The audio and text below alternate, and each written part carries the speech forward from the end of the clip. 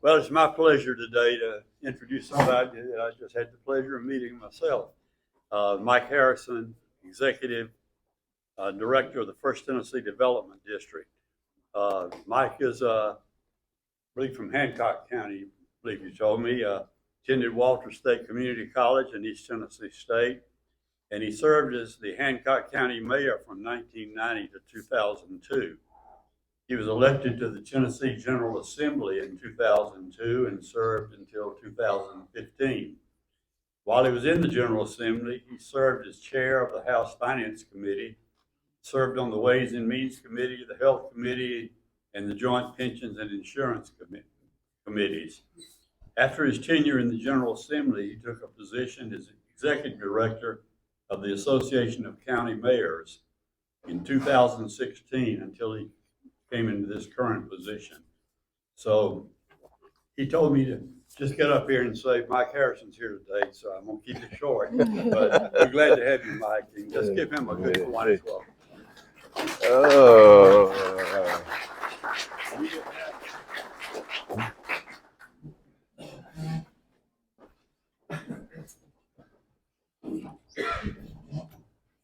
Well, Vicky, I'm gonna have to holler at you off the bat now. Well, now I killed the lights. Tried to bring some water up here. Oh.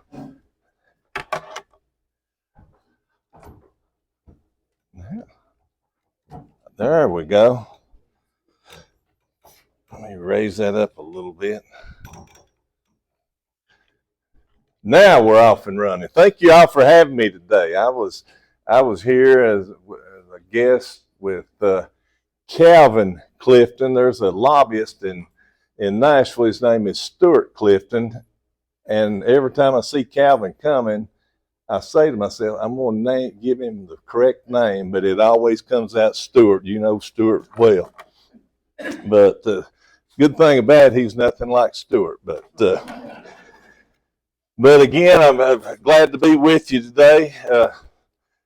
To crank everything off today to show you the region that's part of the First Tennessee Development District. It's, of course, the 8 Northeast Tennessee counties and all the cities and municipalities within, which makes up our board of directors. Of course, we got 2 of them. No, 3 of them. We got 3 of our.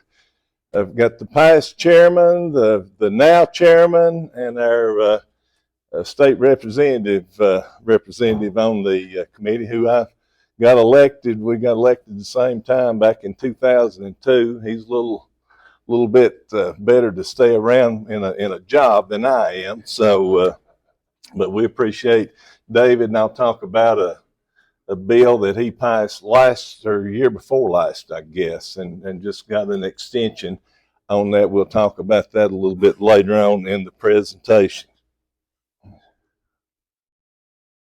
Some of the things that we do at the Development District, I know most people think when you think about the Development District, you think about water and sewer grants, or maybe access roads to industrial parks. But one of the things, Lottie Rhines, with our organization, we're really lucky to have Lottie, the Career Quest Tennessee. We just wrapped up last week over at ETSU, and I think had 4,700 kids that come through, anything from the medical field, advanced manufacturing, construction, and anything to do with technical. They got an opportunity to come through, and it was a big success. Again, I know there a couple of years through COVID, we had to shut that down. But another one of the programs that she does is the Culinary Challenge. And how many people like watching Food Network? Some of those competitions between those people, I tell you, when you go see those kids that are in the culinary programs and the questions that the chefs across the region ask them about their meal and the response, I'm telling you, it makes you feel good when you go in a restaurant hoping that some of those kids are in there preparing the meal. I think last year Science Hill won the competition. It's an all-day competition up at Bristol Speedway, but it's not something that everybody has an opportunity to go see, but it makes you feel good about the kids in our schools and the direction that they're going in. Another one of the all about business. We bring them in. I don't think we've had that yet this year, have we?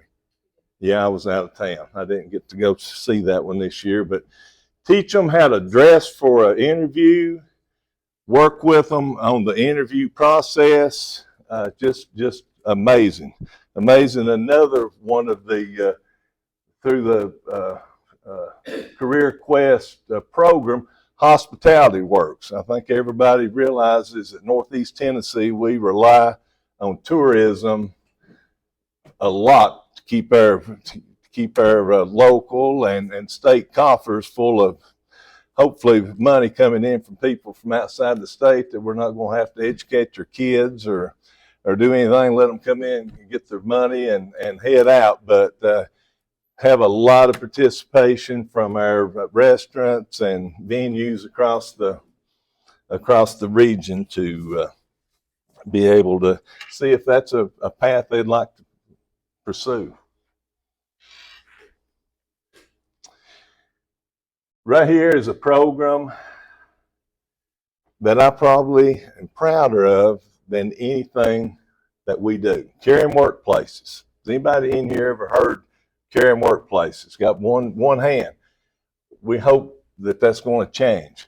But we've got a program that works with people that have had addiction issues, that have been incarcerated. We go out and work with the businesses to be a caring workplace to bring those people in. Right now, with the unemployment rate as low as it is and everybody out there looking for employees, and the good thing about this, the percentage of these people that go to work and stay at that job is a lot higher than just someone coming off the street. I mean, most of them, they realize, and I've had family members, we probably all have, that have, they've gone down the wrong path for a while. It's up to us to make sure we do everything we can to hopefully give them a way to make a living and get back on the right path. But I'd like to just name a few of the people here in Kingsport that are caring workplaces. If you frequent these places, please thank them for reaching out to this population. Kingsport Chamber of Commerce, Goodwill, United Way of Greater Kingsport, Sullivan County 911, GRC Construction, YMCA of Greater Kingsport, Six Rivers Media, Elite Manufacturing, Backwoods Burgers, Mountaineer Tile, Beef O'Brady's, Panera Bread, Main Street Pizza Company, Bellafina Chocolates, Fusion, Cam Industrial Solutions, and Tri-Cities Electric. If anybody's in here that represents any of those or has worked in any of those places, thank you all for giving these people an opportunity. And we just got funded again, another $1 million from the opioid abatement money to expand on that program. So we're excited about that, being able to not only carry it on, but expand that program. Back in 2022, really about 2 weeks after I came on board, the Alliance for Business and Training shuttered their operation as far as workforce development in the region, and the First Tennessee Development District took that on. We've had it, brought most of the employees over, some of the best people I've ever seen, brought them in the building. We've got them stuck and Patty and Mayor Shule, they've heard me talk about, we've got them stuck in nooks and crannies doing their work over there, but some really good people that, and we're the one stop operator in Northeast State is the career service provider. And we've got a lot of ideas. We've talked with Labor and Workforce Development in Nashville. We feel like there's a lot of ways that we're delivering this service out there. We could probably be doing it a lot better than having a building out here and hoping that people come to us. In some of our areas, that's not working. We've got to have one permanent spot within the district, but we feel like we need to be going where the people, especially the seniors, juniors in high school, going out to them, let them know what's available out there. If they, if they want to go into pursuing a job instead of going to school or military or whatever. So hopefully over the next few months, we'll be able to make some of those changes. I'm getting turned around here. We just got funded for almost $1 million. It used to be called the Summer Youth Program. And our workforce development people will be going out to the schools. It's anybody from ages 14 through 24. They can make $3,200 this summer. And of course, obviously, we've got to have willing employers out there to bring these people in. We pay everything. They don't have to, just got to provide a place and sign up and register as an employer for these kids. And hopefully, and there's an outside chance that we may get a little more than that $1 million. It's kind of been nice if it'd been in the, but no, we didn't ask for it. But it's, I know we've talked to Science Hill and Dobbins Bennett. We'll be able to about 360 kids this year would be able to fund it. And obviously, if we get more money, we'll be able to do more. But that's going to be something that's going to be kicking off here in the next, 6 weeks. Two months. Yeah. Oh, sooner than I thought.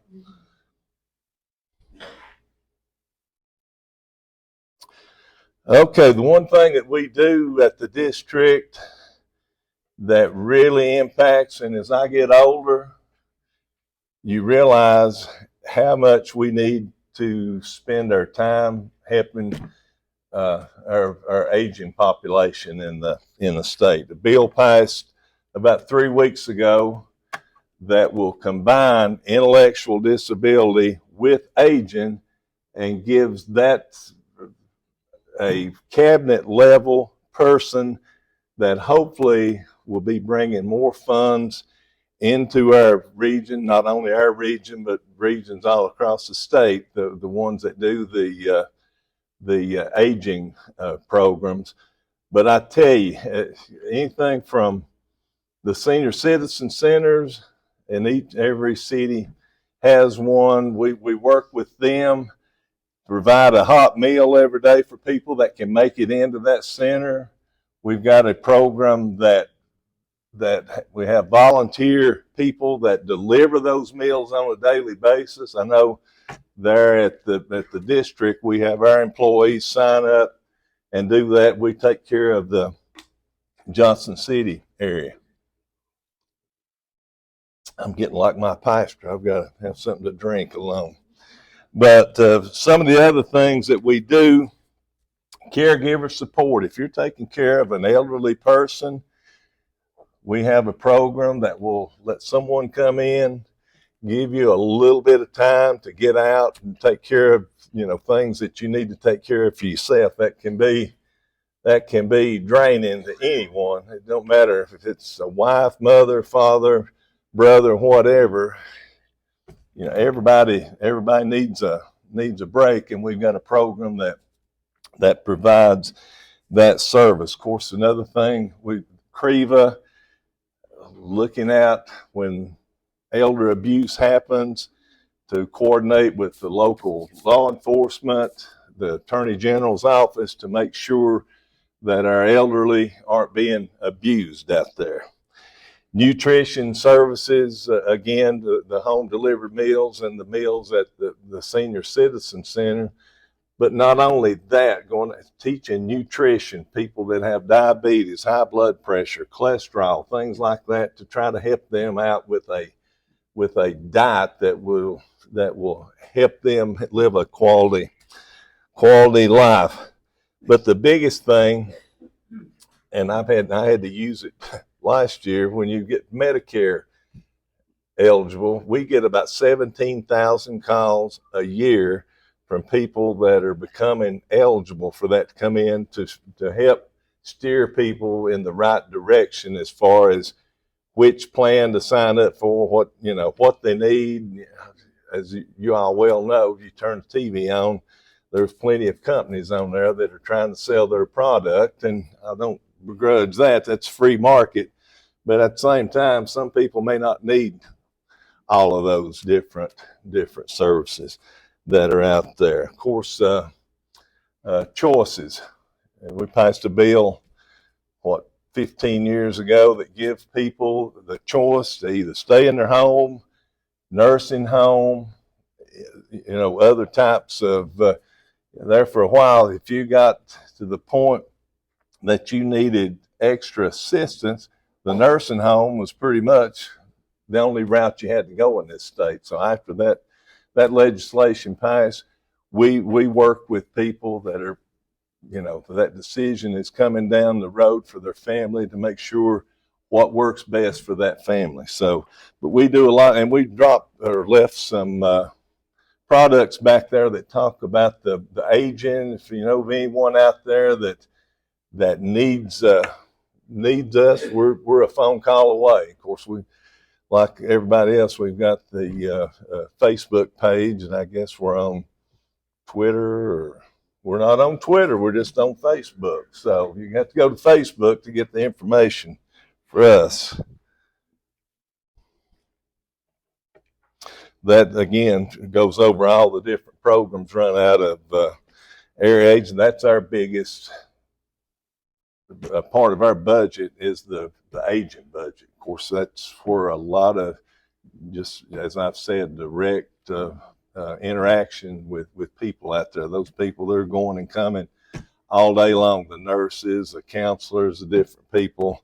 You go by their office or on the phone. It's just continuous. It's unbelievable what those ladies, and some, I guess we got 2 guys that work up there. So ladies and guys, they're doing.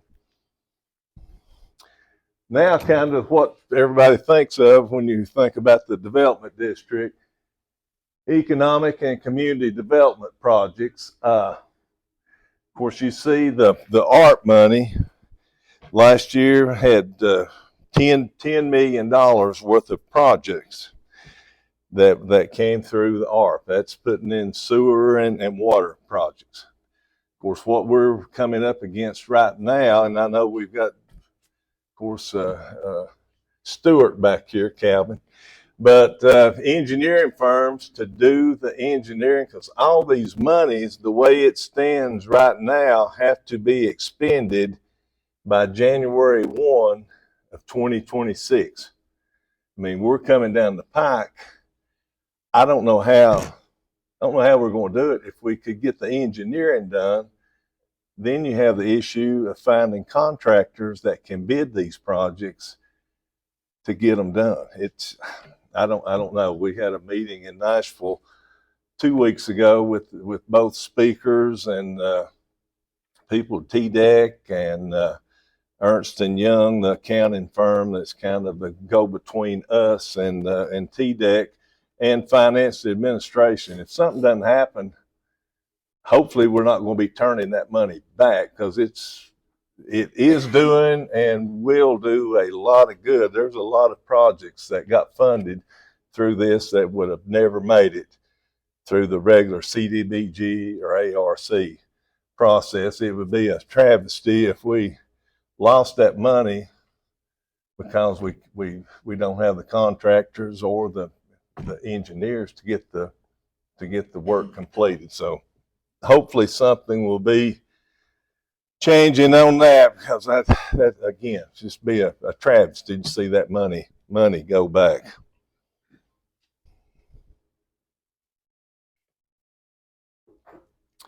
We also run a loan corporation at the district. Mainly what this is for, people that have a good idea for a business. They can't quite come up with the money to make the down payment. They've been to a bank. They can come to us and we can help out with the down payment. I know y'all set up a corporation in Kingsport that we're working with to do loans. So like everything else through COVID, things kind of slowed down a little bit, but we just got another $1 million added to our loan program. So if you know of anyone out there that's wanting to try their hand, they've got a good idea, you know, if they're going to be a dry cleaning, restaurant, whatever, we would like to talk to them, or at least talk to the bank that they're talking to see if we can't be that final nail that gets the job done. So that's again, that's another thing that we do there at the district. Industrial development. These are all either industrial parks, access roads. You can see the amounts of money that's out there. We've secured $10 million in grant funds, $27 million in projects out there. Again, hopefully we're going to have the people. Of course, these aren't as time sensitive as the ARP monies. That's the only one that has that definite deadline right now. So we're working with that. Local planning. Of course, Kingsport, Johnson City, bigger, so everybody has their own planning. But for the smaller counties and cities out there, you can see we staffed 94 planning commission meetings and 23 board of zoning. The site plans reviewed, the subdivision plats. Some of the smaller counties and cities in the area, there's no way they could ever pay for those services. But we've got 2 young men now, and we've had a little bit of turnover. We don't have but one school in Tennessee that prepares people to be planners, and it's in Memphis. And I don't think too many people up here want to go to Memphis for anything, but and I probably shouldn't have said that, but I did.